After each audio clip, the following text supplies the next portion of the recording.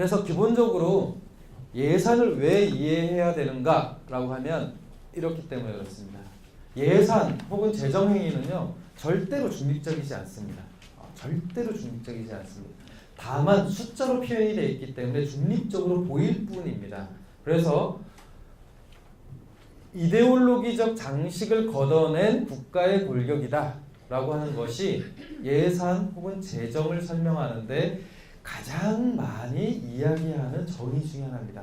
이 골드샤이트라는 사람은요, 이 사람의 책이 번역조차 안 돼 있어요. 한국에. 독일 사람이거든요. 영문으로도 번역이 안 돼 있습니다.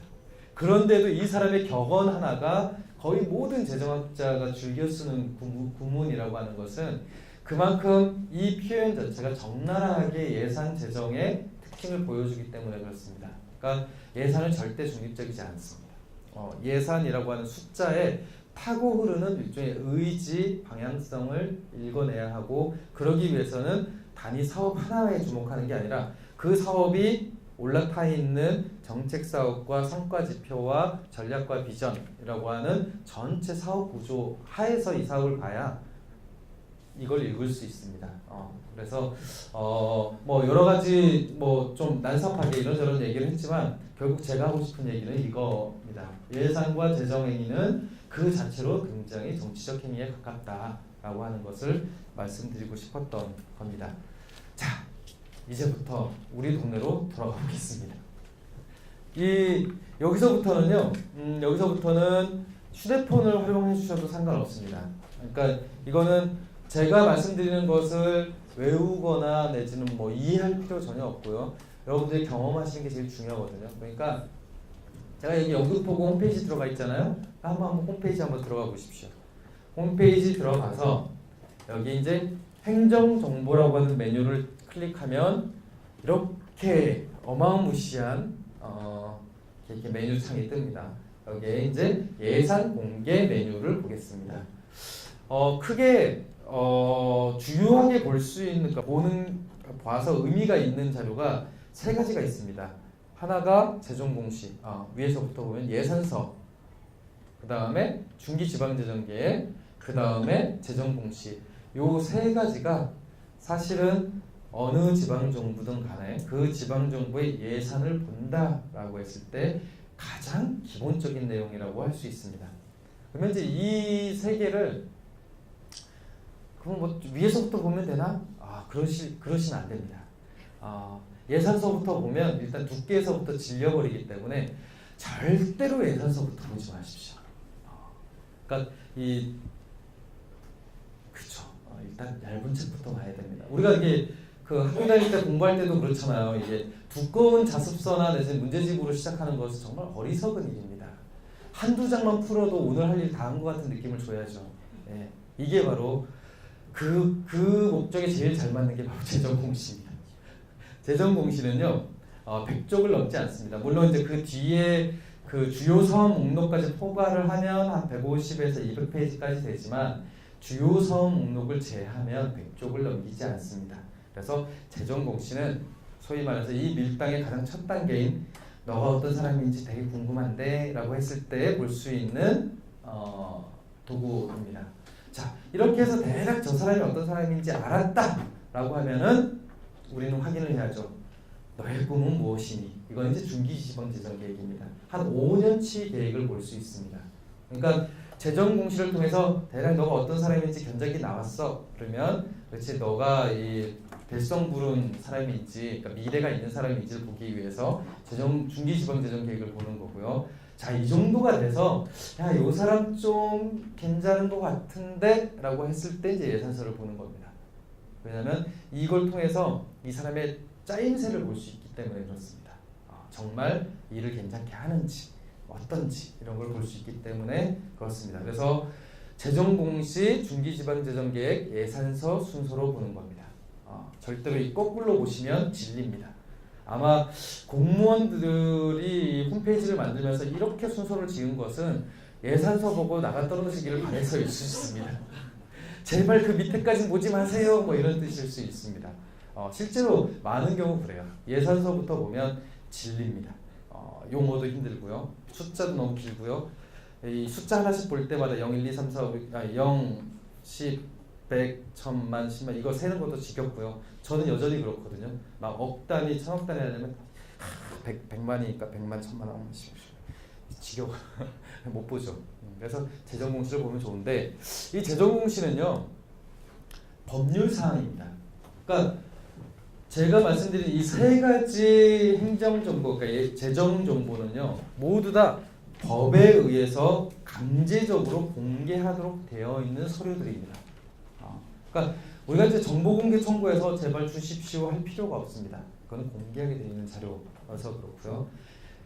지방재정법 제60조에 따르면 예산 또는 결산의 확정 또는 승인 이후 2개월 이내에 무조건 재정 공시를 하게 되어 있고요. 그 재정 공시의 내용에는 이 어마무시한 16개의 상황을 다 담도록 되어 있습니다. 여기서 중요한 거는 이거죠. 2개월 이내. 한번 생각을 해보죠. 예산은 언제 확정이 되죠?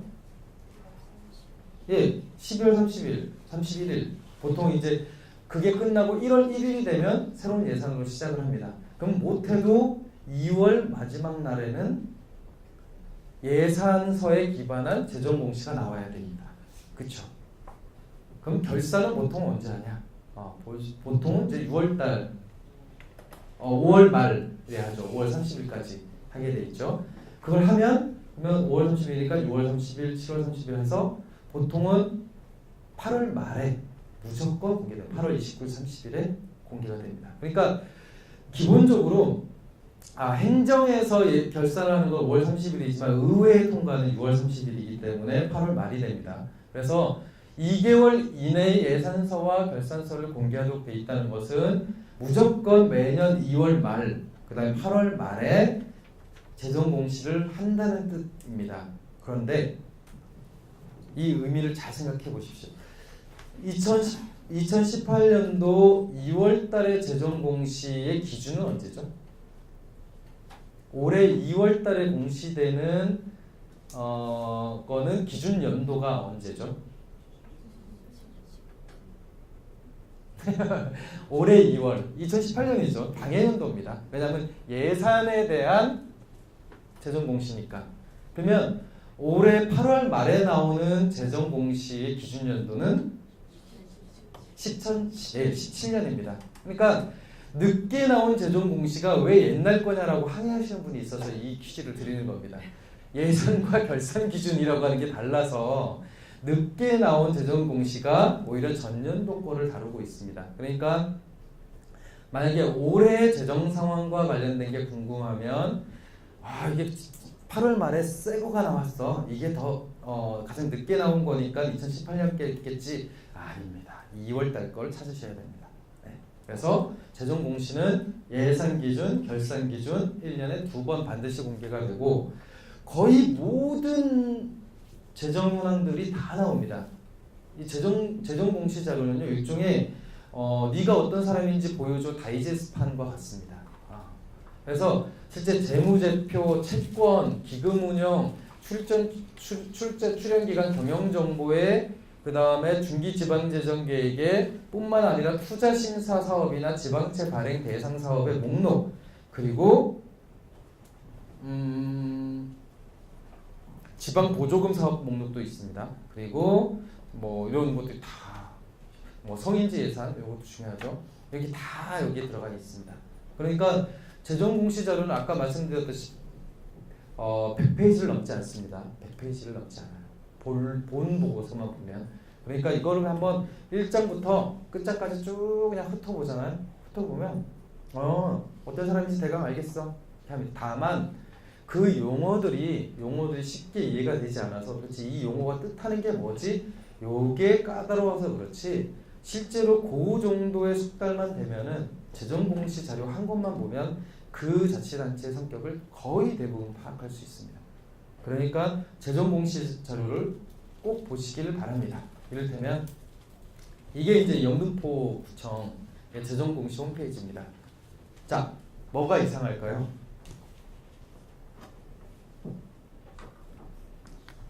뭐가 이상하죠? 영등포 재정공시 홈페이지에 나와 있는 화면입니다.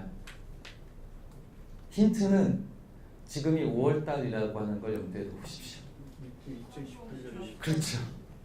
영등포구청에서 법을 위반하고 있었습니다. 네. 올해 예산서 기준에 재정공시가 되어 있지 않더라고요. 깜짝 놀랐습니다.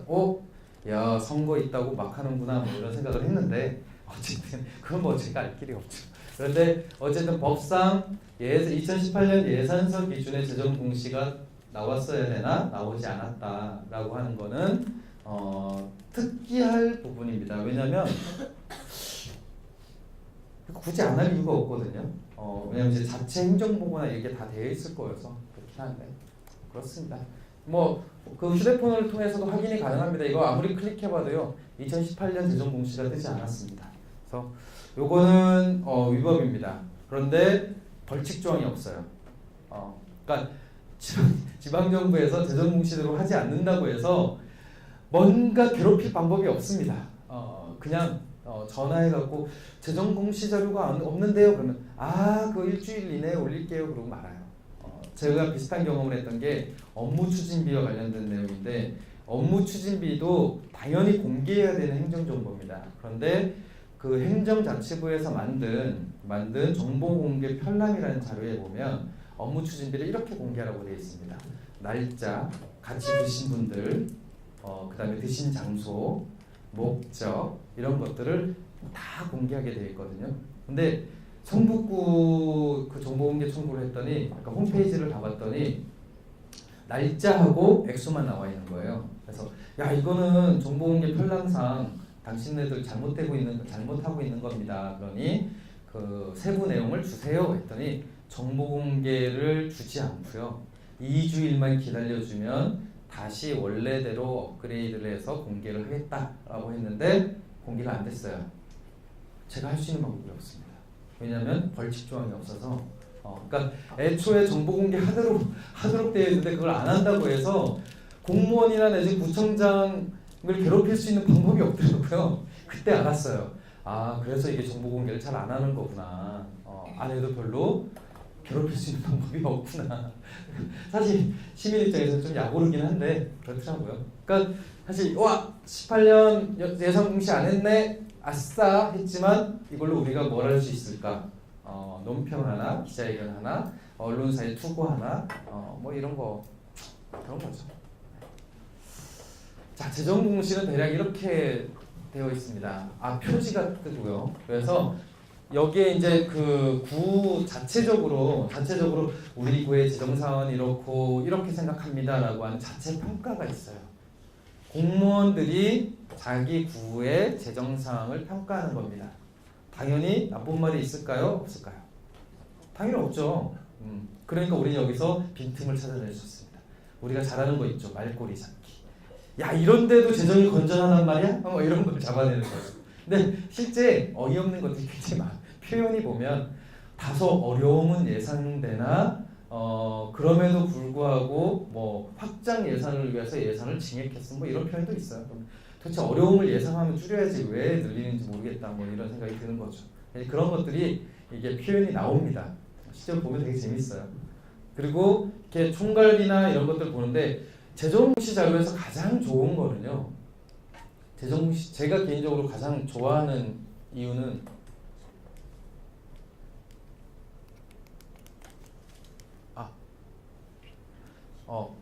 가장 좋아하는 이유는요.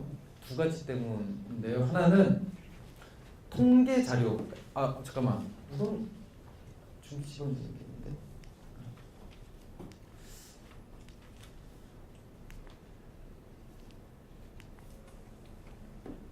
잠깐만요.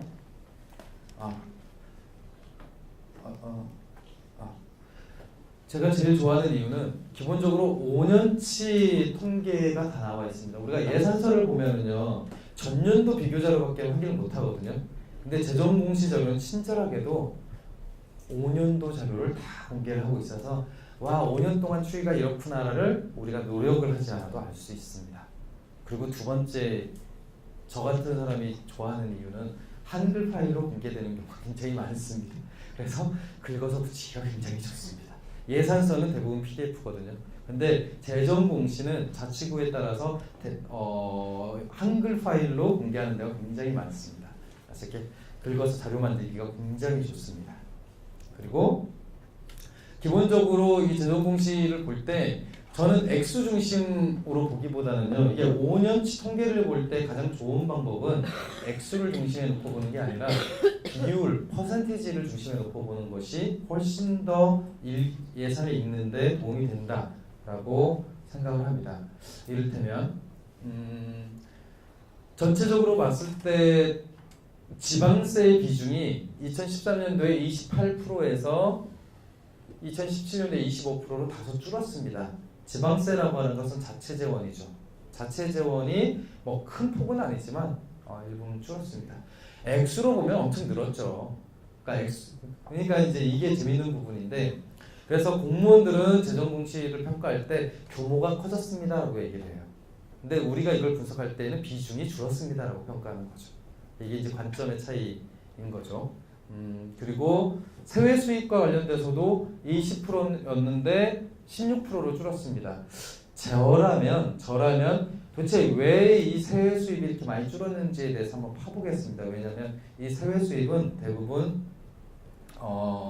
과태료, 뭐 이런 것들이에요. 여러분들이 아니요, 다른 분들이 내시는 이게 주차 위반료 뭐 이런 것들이 여기 세외 수입에 다 들어갑니다. 그리고 여기 지금 수영관 있잖아요. 수영관에 그 수영장 요금, 뭐 회원권 요금, 뭐 이런 것들, 그러니까 구에서 운영하는 시설의 이용 요금들이 다 세외 수입으로 들어갑니다. 세금이 잘 거치지 않는다 하더라도 세외 수입이 탄탄하면 전반적으로 재정 구조가 건전하다라고 평가할 수 있습니다. 그런데 지방세 비중도 줄고 세외 수입의 비중도 준다라고 하는 것은 도대체 돈이 어디서 오느냐라고 했을 때의 보조금의 비율을 볼 수 있습니다. 그렇죠. 35%에서 한 39% 됐으니까 사실 여기서 비중이 높아졌네 라고 할 수 있습니다. 그러니까 자체 재원은 주는데 보조금의 비중이 늘어난다라고 하는 거는 재정의 자주성이 떨어지고 있구나 라고 진단할 수 있는 근거가 됩니다. 그러니까 액수 중심을 놓고 보면 이게 잘 안 보여요. 그래서 재정 공시 자료는 기본적으로 퍼센티지 중심으로 경향성을 파악하는 용도로 보시면 굉장히 읽을 거리가 많습니다.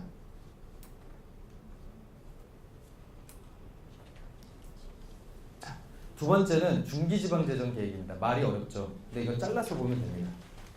중기, 단기, 장기가 아니라 중기라는 뜻입니다. 행정에서 중기는 보통 5년입니다. 5년.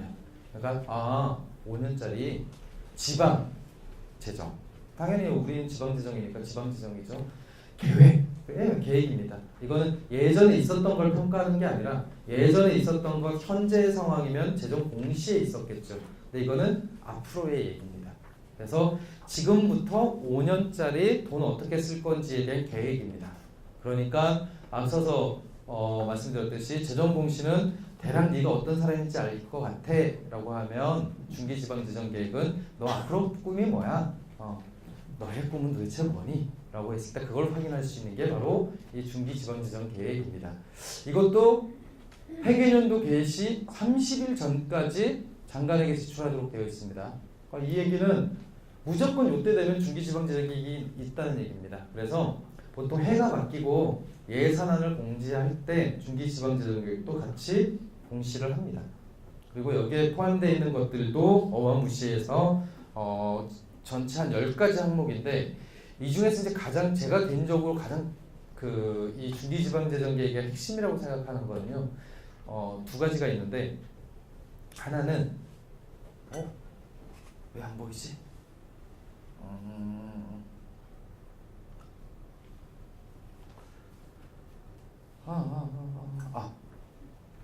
요거 두 번째 중장기 재정 여건 관련된 거 재밌어요. 이거는 좀 이따 보게 될 겁니다. 한번 보십시오. 그리고 마지막이 요겁니다. 투자 심사와 지방채 발행 대상 사업 목록이 나옵니다. 아까 말씀드렸듯이 중기지방재정계획은 계획이라고 했잖아요. 앞으로 쓸 거에 대한 얘기입니다.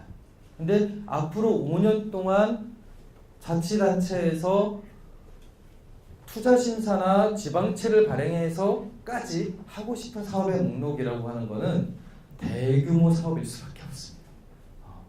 그러니까 당장 여러분들 눈에 보이지 않더라도 일단 중기지방재정계획상의 이 사업 목록에 들어가 있으면 이거는 앞으로 한다는 사업입니다. 할 거라는 사업입니다.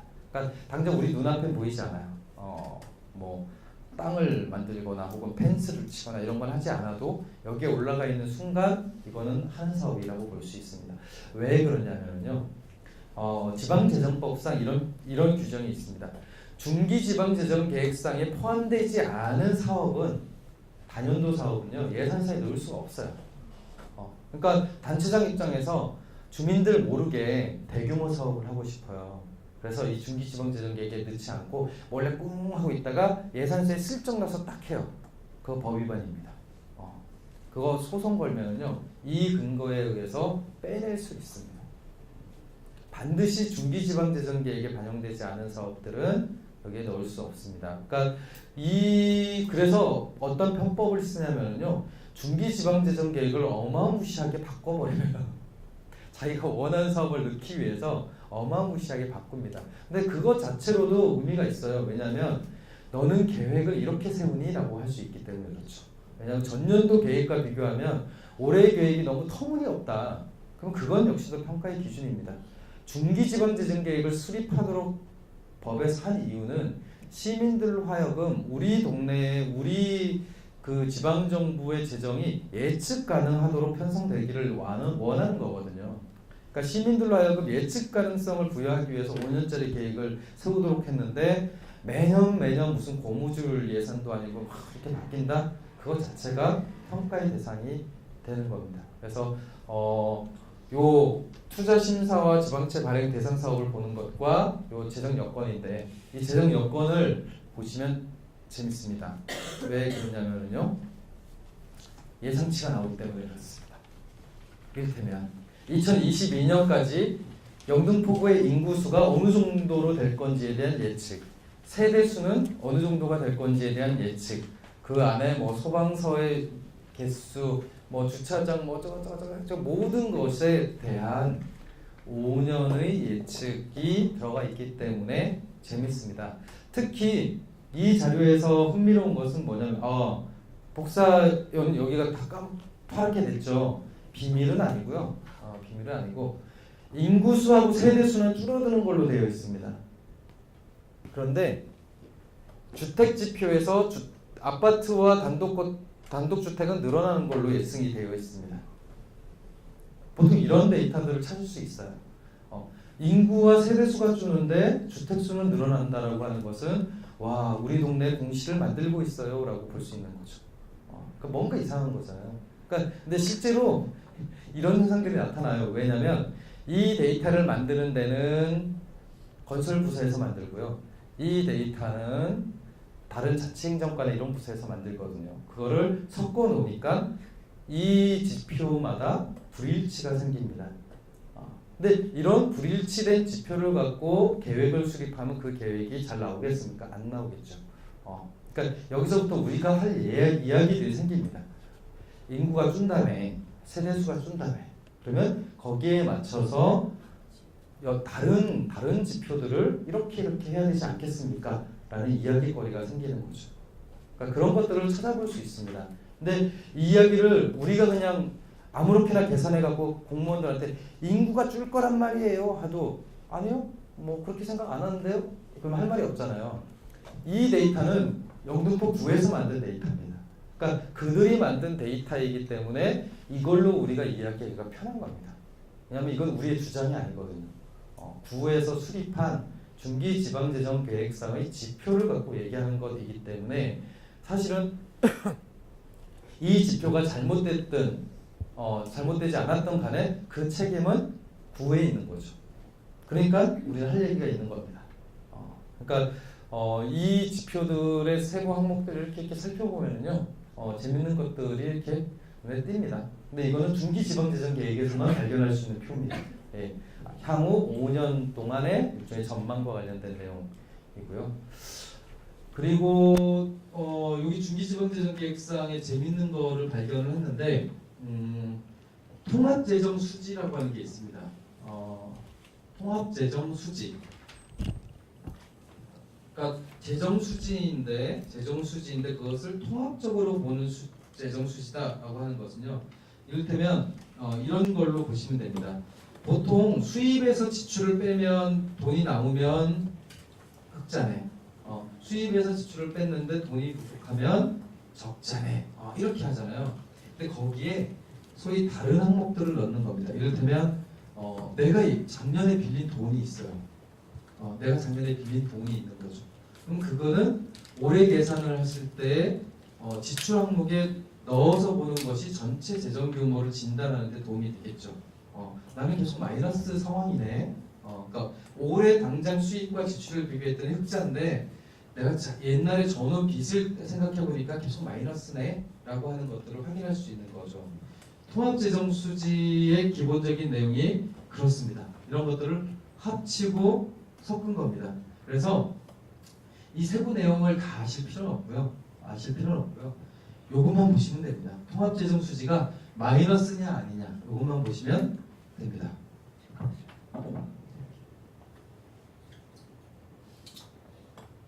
자, 저 세모의 뜻이 뭔지 아시는 분? 그렇죠. 이거 어떤 정치인께서 이걸 또 착각하셔서 한번 구설수에 오른 적이 있으나 세모는 마이너스입니다. 왜 저거를 세모로 쓰게 됐냐라고 물어봤더니 예전에 수기로 쓸 때 그게 잘 구별이 안 돼서 눈에 띄게 마이너스 표시를 하기 위해서 나온 거라고 하더라고요. 맞는지 안 맞는지 모르겠습니다. 그렇습니다. 어쨌든 이거에 놓고 보면 2017년에 마이너스입니다. 그런데 18년부터 22년까지 다 마이너스로 잡고 있습니다. 그러니까 이 이야기는 뭐냐면 영통포 9가 2022년까지 사실상 적자 재정을 운영하겠다라고 하는 중기 전망을 내놓고 있는 겁니다. 그러면 우리 이제 이렇게 확인할 수 있죠. 도대체 왜 적자를 만들려고 하는 거지? 그래서 전체 사업 내용 계획 중에서 비중, 그러니까 연평균 신장률이라고 있거든요. 이게 가장 높은 걸 찾아보는 겁니다. 도대체 어디다 돈을 쓰려고 저렇게 빚을 진다는 거야? 봤더니 14%짜리가 하나가 있습니다. 문화 및 관광 있습니다. 와, 진짜 이렇게 쓰려고 하는 거구나. 근데 그 밑에 또 내려가 보니까 수송 및 교통에 또 14.3%짜리가 있습니다. 근데 액수를 놓고 보니까 문화 관광하고 수송 및 교통이 삐까삐까하죠. 요게 뭔가 숨어 있는 겁니다. 여기에 뭔가 하고자 하는 것들이 숨어 있기 때문에 적자를 감수하고서라도 중기지방재정계획을 이렇게 수립한 거겠죠. 아까 말씀드렸듯이 중기지방재정계획에 사업을 끼워 넣지 않으면 예산서에 반영할 수가 없다니까요. 그러니까 자기 사업을 하기 위해서라면 중기지방재정계획에 반드시 넣어야 되고 그걸 넣고 계획을 짜다 보니까 적자가 나오는 겁니다. 그러니까 이 적자가 나온 걸 보고 다시 우리는 역으로 추적하는 거죠. 적자네? 세상에 누가 적자 예산을 계획으로 잡아? 이거는 현재에 불가피하게 돈을 쓸 때가 있나 보다. 도대체 어디에 돈을 쓸 생각인 거지? 문화관광하고 수송 및 교통 쪽이구나. 그럼 여기에 도대체 어디에 돈을 쓸까? 저는 이제 수송 및 교통을 봤습니다. 봤더니 2022년도에 투자 금액을 이만큼이나 잡아놨어요. 그래서 그 세부 내용은 다 도로 개설입니다. 그러니까 약속한 도로 개설을 하기 위해서 저렇게 적자도 감수하는구나 라고 하는 걸 알 수 있게 되는 거죠. 그래서 실제 이 중기지방재정계획은 가장 알짜는 사업 목록입니다. 투자심사나 지방채 발행 대상 사업의 목록이고 그거를 역으로 맞추기 위해서 이 모든 계획들이 다 수입이 된다고 보시면 됩니다. 이거는 그냥 우리가 통상적으로 알고 있는 계획을 보면 계획을 먼저 잡고 수입 계획을 잡고 거기에 맞춰서 지출 계획을 잡고 지출 계획에 맞춰서 개별 사업의 추진 방법 우리가 돈이 별로 없으니까 이거는 이번 때 하지 말고 다다음에 한번 합시다 이렇게 할 거라고 생각하죠. 그렇지 않습니다. 기본적으로 중기지방재정계획은요 우리가 하고 싶은 우리 단체장님의 관심 사업이 무엇이지? 그걸 쫙 해놓고 이거 올해 다 하기에는 재정이 없으니 요만큼은 내년, 요만큼은 내후년, 요만큼은 그 다음으로 해서 한번 합산을 시켜보자. 합산이 이렇게 나오죠. 그럼 그 합산에 맞춰서 세입 만들어 되는 겁니다. 근데 지방세 수입이나 내지 이런 것들은 지방 정부가 어쩔 수가 없는 거죠. 그러니까 대략 예측치대로 만들어 놓고 부족한 돈은 어떻게 합니까? 적자로 하지 뭐 어쩔 수 없다. 이렇게 되는 겁니다. 네. 그게 이제 소위 그 공무원 관점에서 지방재정을 수립하는 과정인 거죠. 그럼 우리는 역순으로 적자네 왜 적자일까 찾아서 그 적자 사업의 항목에서 야 이런 사업들을 구청장이 관심 있어 하는구나 라고 추적해 들어가면 되는 겁니다. 그러면 이 중기지방재정 계획을 통해서 구에서 역점을 두고 있는 혹은 역점을 둘 예정인 사업의 내용들을 확인할 수 있게 되는 것이죠. 뭐 이런 것들이 눈에 띄더라고요. 뭐 이거 제가 최근에 들었던 얘기이긴 한데 뭐 유수지에 축구장 만드는 거 뭐 이런 것들 보니까 그 영등포 구에 있는 모든 유수지에 뭔가 지을 계획인가 보더라고요. 이건 그냥 축구장뿐만이 아니라 무슨 센터니 뭐니 이런 것들이 주르륵 나와 있습니다. 근데 이게 비밀 자료가 아니라 여러분들이 중기지방재정계획이라고 하는 공개된 자료만 딱 보시면 거기에 항목을 다 확인할 수 있어요. 그러니까 이를테면 어딨냐?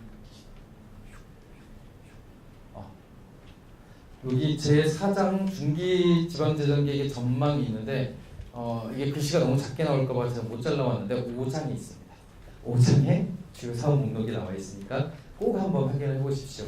특히 이제 지역에서 이래저래 이제 좀 눈이 밝으신 분들은 그 사업 목록을 보면 다 뭔지 알아요.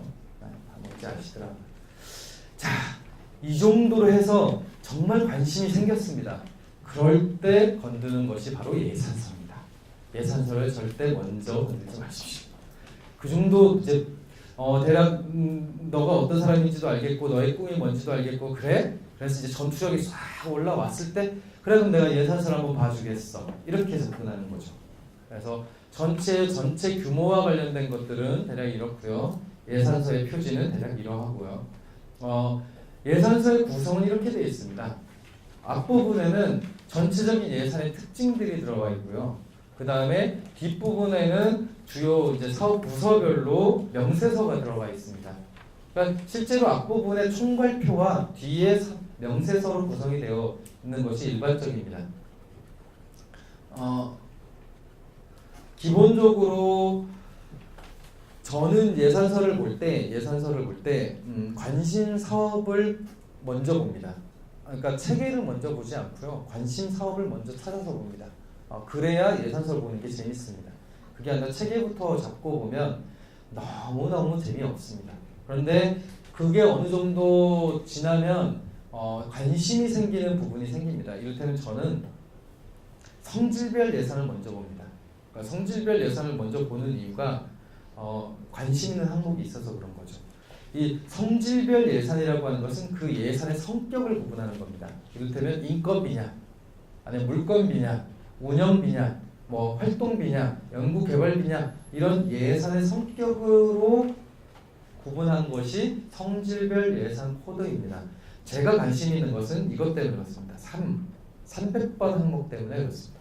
이전 지출, 보전금, 민간 이전, 자치단체 이전, 해외 이전, 출연금 요 항목 때문에 그렇습니다. 그러니까 이거는 저의 관심인데요. 일단 이 항목에서 그 단체장의 성격이 잘 드러난다라고 저는 생각을 해요. 이를테면 내가 친한 단체에 뭔가 지원해주고 싶다 이러면 다 이 항목에 들어있을 수밖에 없거든요. 아니면 지역에 있는 민간단체를 좀 더 활성화한다. 다 여기 이 항목에 들어갈 수밖에 없습니다. 그리고 민간 위탁을 어느 정도 하지? 여기에 들어갈 수밖에 없습니다. 그래서 이제 저는 이 300 이하 항목들을 보기 위해서 성질별 예산을 봅니다. 그런데 그런 목적이 아니어도 부서별로 쪼개져 있는 사업 목록을 보다 보면 도대체 이 돈의 성격이 뭔지 굉장히 헷갈리게 됩니다. 그러니까 우리가 보통 예산서를 볼 때 어느 분야에 더 많이 투자가 됐는지를 보는 것이 가장 일반적이잖아요. 뭐 보건복지 분야 혹은 사회복지 분야에 예산을 많이 투여했다 이런 것들을 보게 되는데 그거는 그냥 굉장히 일반적인 거고요. 사회복지 예산 중에서도 소위 420 항목이 있을 수 있습니다.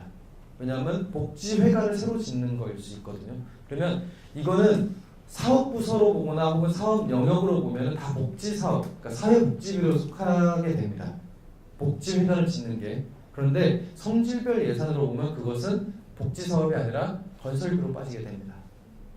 그러니까 이 부서별로 봤을 때 우리가 착시할 수 있는, 그러니까 착각할 수 있는 사업의 정확한 규모들, 성질들을 볼 수 있는 특징이 있습니다. 그래서 저는 관심 사업은 이제 해상 부서로 막 찾아가서 보지만 그 전체 예산의 성격이 어떠냐는 반드시 성질별 예산을 보시는 게 좋다라고 생각합니다. 이를테면 이게 이제 이 예산서 안에 있는 이제 성질별 예산인 건데요. 성질별 예산의 인건비 중에서 이제 저 같은 사람들이 이제 이게 궁금하죠. 인건비에 무기계약직이나 내지는 기간제 이렇게 보수가 어떻게 되나 그런 걸 이렇게 보는데 갑자기 기간제 보수가 45% 정도 늘었습니다. 이건 왜 갑자기 늘었을까? 이런 것들 한번 관심 있게 보겠죠. 그리고 물건비 중에서 행사 운영비도 갑자기 70% 정도 늘었습니다. 그래? 올해 선거가 있어서 이렇게 행사 운영비가 늘었나? 이런 것도 이제 메모를 해놓는 겁니다. 그리고 203 시책 추진비, 시책 업무 추진비도 한 10% 정도 늘었네요. 다른 데보다 좀 높으니까 그것도 표시를 해놓는 겁니다. 그러니까 성질별로 이렇게 딱 보면 대략 그 당해 년도에 전년도와 비교했을 때 어떤 특징이 있는지를 그냥 직관적으로 확인할 수 있는 게 있습니다. 그래서 이 성질별 예산이라고 하는 것들을 한번 관심을 갖고 지켜보시면 좋겠습니다. 그러고 나서 이제 사업을 보는 거죠. 이거 민간이전 경비는 참고로 보시고요. 제가 지침을 받고 나온 게 이제 자치행정과를 좀 보자라고 하는 건데, 이를테면 자치행정과의 예산을 보면 이제 여기 최고로 요 항목에 과가 나옵니다. 사업 부서가 나오고 거기에 이제 가로쳐서 소위 이제 그 정책 목표, 정책 사업 단위들이 쫙 나오게 됩니다. 그러니까 이렇게 보통 구분이 되어 있습니다. 그래서 보면 올해 이제 지방선거가 있기 때문에 지방선거 예산이 잡혀 있습니다. 올해 지방선거가 있어서 선거 관련된 돈이 이렇게 들어갔구나 라고 되어 있고요. 그리고 동정보고회나 이런 것들을 쭉 보니까 청사의 태극기 개양을 하는데 대략 얼마씩 돈을 쓰는지를 알 수 있습니다. 태극기 하나가 이 정도 비용이구나. 이런 것들을 이제 단가를 확인할 수 있는 거죠. 그러니까 그리고 요거는 마을 공동체 정착 및 확산이라는 건데 재밌는 게 마을 공동체 사업 홍보물을 제작하는데 이거는 그냥 다른 데 맡기지 않고 그냥 구에서 직접 제작할 건가 봐요. 그래서 이거는 사무관리비로 포함이 되어 있습니다. 그러니까 이거는 이제 구에서 직접 업체를 선정해서 진행을 하겠다라는 의지로 보일 수 있죠. 그게 아니라 이걸 좀 더 잘 만들겠다 그러면 민간 위탁으로 갑니다. 민간 위탁이나 보조사업으로 가겠죠. 근데 이거는 직접 제작하겠다. 3,500원짜리 200불을 찍겠구나 이렇게 볼 수 있습니다. 그리고 마을 공동체 사업 지원과 관련된 항목에 쭉 보면 민간 이전 경비가 보이네요. 민간 이전에 경상 사업 보조가 있는데 마을 공동체 사업비 지원으로 해서 18개 사업에 1십, 100, 1000만, 10만, 100만 300만 원인가요? 예, 300만 원을 18개 주겠다라고 하는 계획이 잡혀 있네요. 이거는 민간 이전, 민간 경상 사업 보조이기 때문에 공무 사업으로 지원을 하던 이렇게 진행이 될 것 같네요. 그러니까 이렇게 성격이 보이는 거죠. 예산서에 관심 있는 사업의 세부 항목을 보면 하나의 단가에서부터 개수 이런 것들을 확인할 수 있습니다. 이것들을 늘리기 위한 방법은 추경을 하는 것밖에 방법이 없습니다. 교육지원과 같은 경우는 제가 보다가 재밌어서 갖고 온 건데요. 이를테면 자치단체 등 이전이라고 돼 있어요. 교육지원과에는 특히 자치단체 등 이전이 많을 겁니다. 이 돈은 뭐냐면요, 교육지청, 그러니까 남부교육청으로 주는 거거나 혹은 학교로 주는 돈들을 자치단체 등 이전으로 표현합니다. 거기에 뭘 주냐면 학력 신장 프로그램 공모, 글로벌 리더십 프로그램 운영, 대학 진학 우수교 인센티브, 각급 학교 특색 사업 지원, 학교 평가 인센티브, 고입 설명회. 그래서 이 고입 설명회까지 한단 말이에요. 어쨌든 이런 것들을 위해서 일선 학교나 내지 이런 데 돈을 주고 있습니다. 그리고 글로벌 리더십 교육 특구 사업 이런 것도 재밌어서 봤어요. 이게 도대체 어디 가는 거야? 이렇게 봤더니 민간 경상 사업 보조로 해서 돈이 나갑니다. 그래서 짐작컨대 이건 민간 위탁 사업이구나. 그러니까 어딘가에서 글로벌 리더십 교육 특구 사업을 맡아서 하고 있구나라고 하는 것을 알 수 있는 거죠. 그러니까 이거는 예산서만 봐도 알 수 있는 겁니다. 예산서만 봐도 알 수 있는 겁니다. 얼마를 받아가는지도 알 수 있습니다. 자, 그래서 기본적으로 재정 공시자료, 중기지방재정계획, 그 다음에 예산서의 관심 사업들 이렇게 보면 사실은 영등포구라고 하는 이 지방행정의 어느 정도 그 실핏줄까지는 아닌데 경동맥 뭐 이런 거 정맥 이런 것들은 보입니다.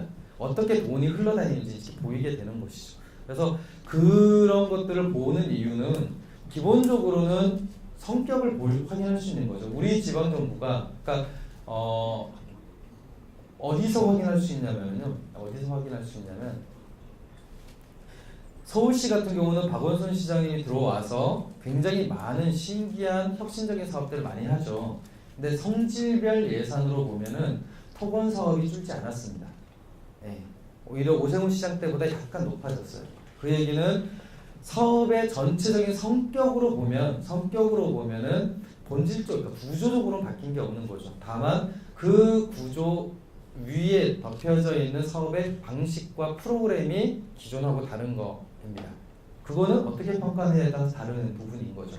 다만 성질별로 볼 경우에는 크게 차이가 보이지 않는다라는 특징이 있죠.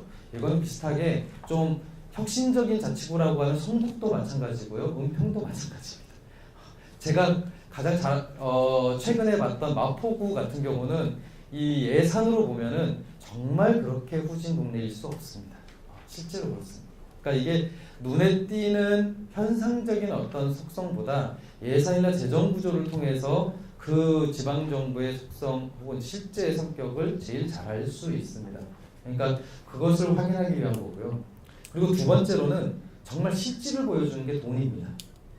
그러니까 말로는 무슨 얘기든 다 할 수 있어요. 하지만 그 말에 재원이 실리느냐 실리지 않느냐를 갖고 평가를 할 수 있는 것이 이제 예산을 보는 겁니다. 그리고 지역운동에서 구체적으로 개입할, 그러니까 이 지역운동이 실질적으로 힘을 발휘할 수 있는 것은 결국 예산이나 재정을 수반할 때만 힘을 가질 수 있습니다.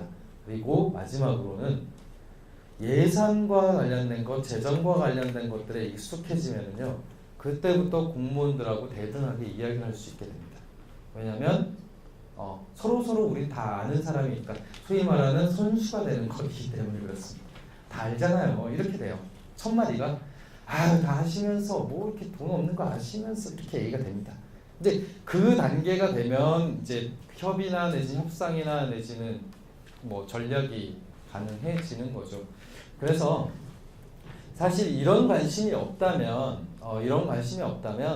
예산서의 쓸모라고 하는 것은 그걸 바탕으로 사업을 집행하는 공무원 외에는 딱히 쓸모없는 문서일 겁니다. 정말 그래요. 원래 동양적인 사고에서 정치의 가장 좋은 측면은 요순시대라고 하잖아요. 일반 시민들 입장에서 하루하루 자기 사는 것만 성실히 살면 누가 왕이든 상관없이 사회가 잘 유지되는 것이 가장 아름다운 사회라고 우리는 생각하고 있습니다. 마찬가지로 우리가 구태여 예산에 신경 쓰지 않아도 돈이 낭비되지 않고 내가 가려운 데에 긁어주고 내가 필요한 데에 뭔가 생긴다면 사실은 우리는 예산을 알 필요도 없을 겁니다. 근데 실제 우리가 예산이나 재정에 대해서 관심을 갖는 이유는 이 돈이 잘못 쓰인다라고 하는 의심이 들기 때문이고, 내가 필요한 곳에 더 많은 투자가 될 필요가 있다라고 하는 관심이 생겼기 때문입니다. 이런 관심이 없으면 우리가 구태여 이걸 볼 필요가 없겠죠. 그래서 그런 관점에서 예산과 재정을 봐주셨으면 좋겠고요. 저는 좀 무리임에도 불구하고 일종의 밀당이라는 컨셉으로 예산 재정을 설명을 드렸습니다. 그 이야기는요. 그 정도의 관심이 없으면 보기가 힘든 과정이기 때문에 그렇습니다. 그래서 부디 낯선 사람을 혹은 그 낯설면 좋아하기가 힘들죠. 이렇게 한번 스쳐 지나갔는데 관심이 생겼어 정도의 촉발점을 바탕으로 이 구의 예산들을 한번 들여다보셔라 보시면 좋겠다라는 거고요. 그리고 이후에 다른 기회가 되면 여러분들의 예산 혹은 재정에 대한 관심이 어느 정도까지이신지 좀 같이 확인할 수 있는 시간도 있었으면 좋겠습니다. 그때 되면 제가 일선의 다른 구에서 예산 감시 운동하고 뭐 이런 것들 이렇게 얘기 드리면서 더 불을 질러 드릴게요. 이 구는 이렇게까지 하시던데 이러면서 활활 불을 지펴 드릴 테니까 일단 조그마한 관심의 불을 끄트리지 마시고 예산에 대한 관심들을 좀 이어가셨으면 좋겠다. 예, 이상으로 좀 마치겠습니다. 고맙습니다.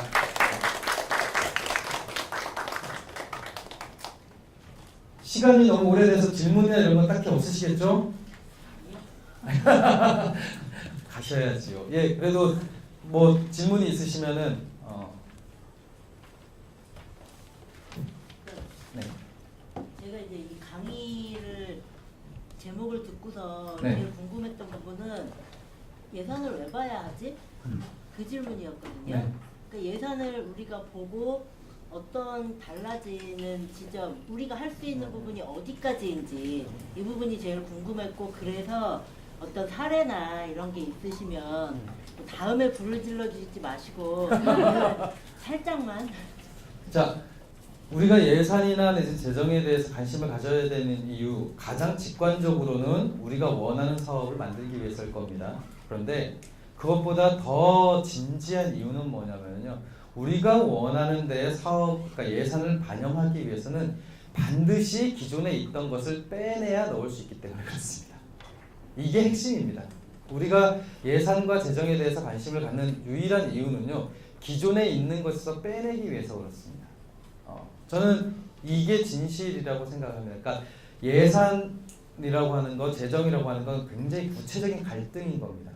그리고 그 갈등이라고 하는 국면에서 우리가 뭔가를 더 많이 활용하기 위해서 예산과 재정에 대한 관심을 갖고 있는 겁니다. 만약에 우리가 원하는 사업이 없으면 구태여 재정 예산에 관심을 가질 필요가 없습니다. 그러실 필요 없어요. 그냥 좋은 이야기를 하고 다니셔도 충분합니다.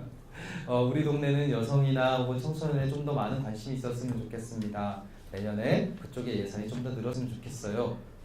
이렇게 얘기를 하셔도 상관없습니다. 그런데 그게 아니라 정말 우리 아이가 다니는 학교 보행로 앞에 횡단보도를 만들겠어! 라고 하는 목적이 생긴다면 그걸 위해서 다른 낭비 사업들을 드러내야 됩니다.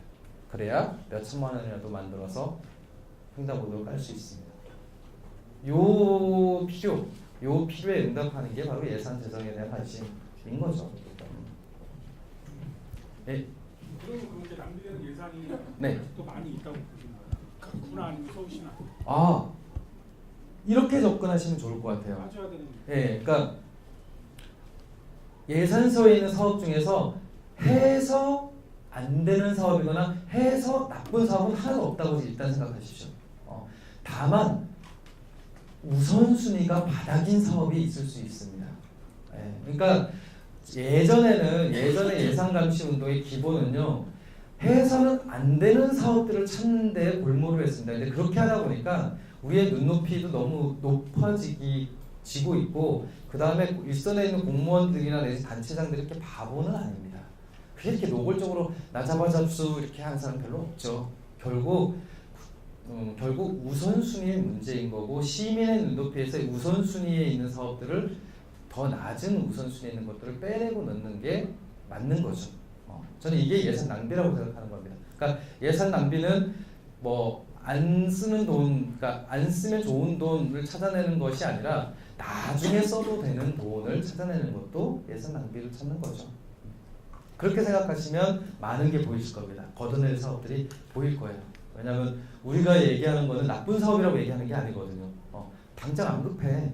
당장 안 급해. 라고 얘기하는 거니까. 예. 저는 오늘 이거 강의 중에 자본 사업 보조 이런 걸 처음 알게 됐거든요. 이 신기하기도 하고 좀 기회가 있다는 생각도 사실 네, 들었거든요. 그럼요. 근데 제 이제 오래된 지인 중에 어떤 분이 계셨냐면 시골 같은 데 보면 그린벨트 지역도 많고 네네. 그냥 놀리고 있는 시유지나 공유지, 뭐 국유지가 상당히 많더라고요. 네네, 많죠. 근데 그분이 그런 걸 굉장히 발굴을 잘하세요. 그래서 그 발굴된 지역마다 사업을 다 해내시더라고요. 그래서 그분이 뭐 예를 들면 뭐 실버타운도 만들고 또 그 실버들을 이용한 뭐 두부 공장도 만드시고 또 뭐 양봉 기술도 가르쳐서 양봉 공장도 만드시고 뭐 그런 사업을 꽤 많이 하셨어요. 근데 그런 사업들도 다 이런 걸 이용해서 하는 건가요? 그 예를 들면? 그렇죠. 근데 그 국공유지, 특히 이제 구청에서 관리하는 공유지 목록은요, 홈페이지에 다 공개되어 있습니다. 여러분들이 이제 관심을 안 가져서 발견을 못하는 것뿐이지, 예, 공유지 목록은 홈페이지에 공유재산 현황이라고 하는 메뉴에 공개하게 되어 있고요.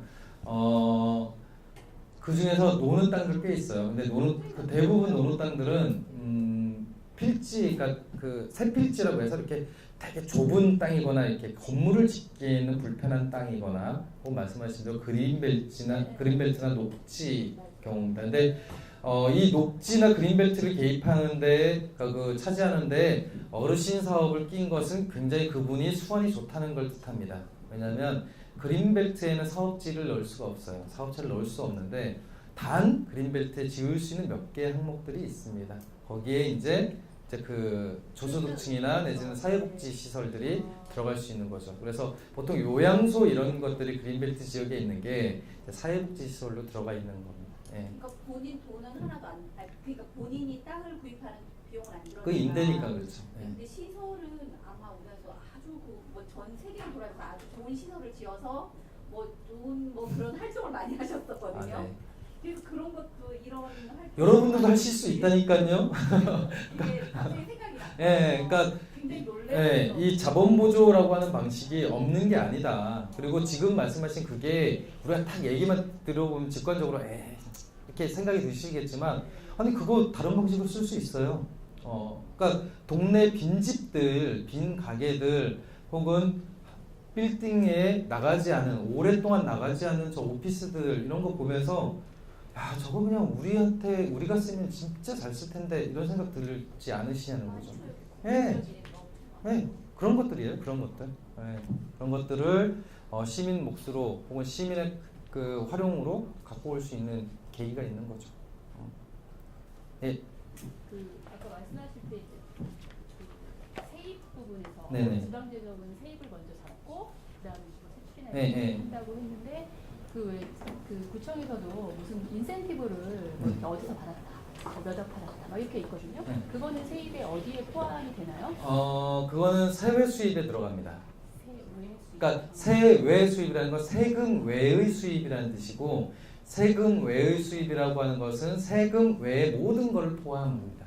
그러니까 인센티브 사업도 그래요. 근데 그 인센티브 사업 중에서 이런 것도 있어요. 부서 포상과 관련된 인센티브도 있습니다. 그러면 그거는 예산서에 잡히지 않습니다. 그거는 서울시 예산서에만 잡혀요. 최근에는 이제 뭐 그 서울형 혁신교육지구 사업도 그렇고 이렇게 뭐 교육청과 뭐 시와 그다음에 구청이 네. 이렇게 뭐 1대1 이렇게 해서 하는 경우가 있는데 이런 돈들은 그건 보조 어떨 때- 사업입니다. 네, 보조 예, 사업. 그건 보조 사업으로 보면 됩니다. 그러니까 사업비가 공통으로 들어가는 것들은 보조 사업이라고 볼 수 있고요. 사업비 외에 돈을 주는 것은 인센티브. 그리고 인센티브는 개개인 그 사업을 집행하는 부서에게 포상금 형식으로 가는 건 예산서에 잡히지 않고요. 그 다음에 기관 포상으로 오는 것은 다음 해에 세외 수입으로 잡힙니다. 예. 그러니까 근데 이제 여러분들이 공무원이라고 하면은 구청이 돈 버는 게 좋겠어요? 우리 부서가 돈 버는 게 좋겠어요? 그렇죠. 그래서 소위 이제 부서 포상 중심으로 인센티브 구조가 잘 발달이 되어 있습니다.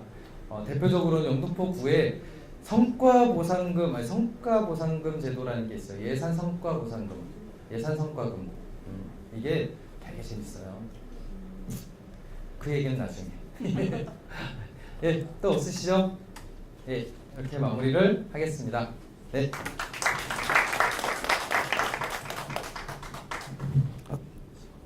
네, 네, 이렇게 됐습니다. 많이 피곤하시죠? 아니세요? 네. 제가 뒤에서 보니까 그 노량진 무슨 그 공시족들한테 막 이래 힘든 데도 막 들어야 되고 막 이렇게 그래서 또 심지어 이야기도 공무원이 돼야 되는 뭐 그런 내용 같아가지고 그래서 이렇게 힘들게 이렇게 거의 공무원 수준까지 지금 근데 이런 내용을 아는 공무원들 자기 부서만 알지 이런 내용 아는 사람은 없을 거예요. 그래서 자기 거만 하는 것만 알지 이렇게 크게 시민의 눈으로 어떻게 이렇게 짜여져 있는 이런 거를 아는 공무원은 없을 겁니다. 그래서 뜻깊은 교육을 해주셨고요.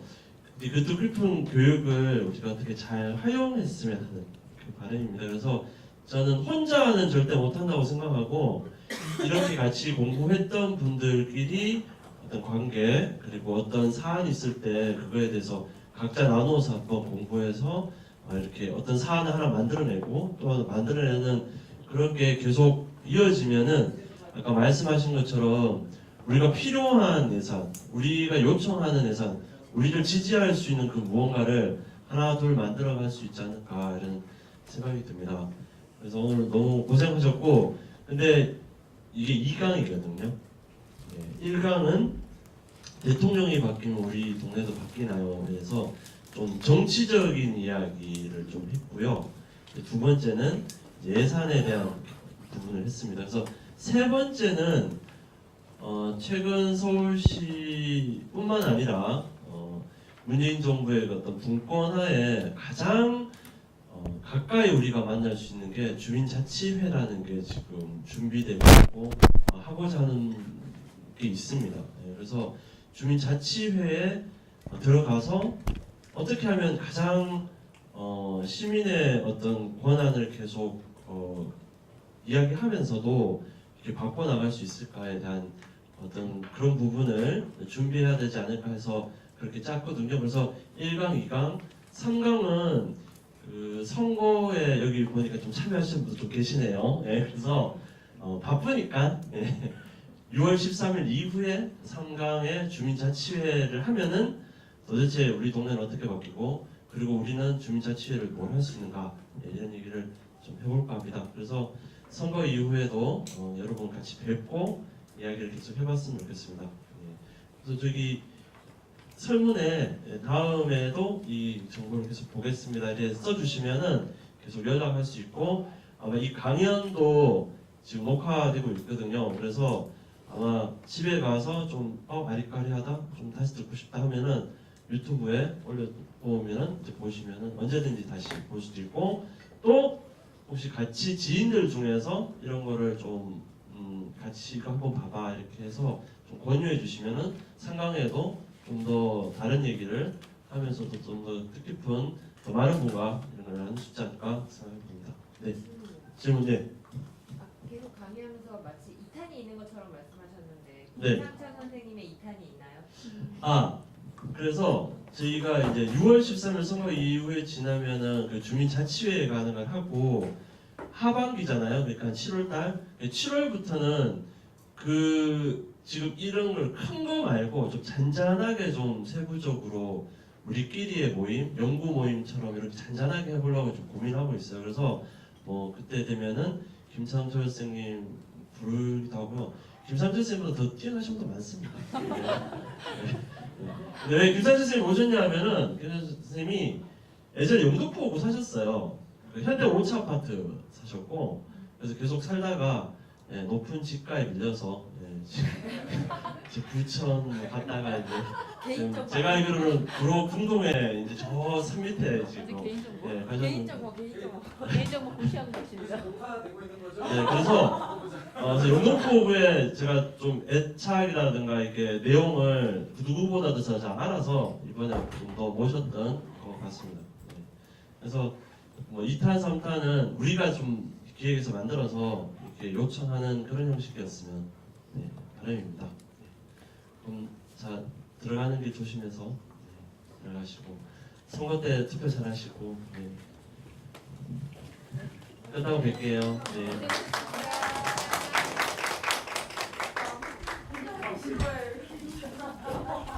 보내주세요.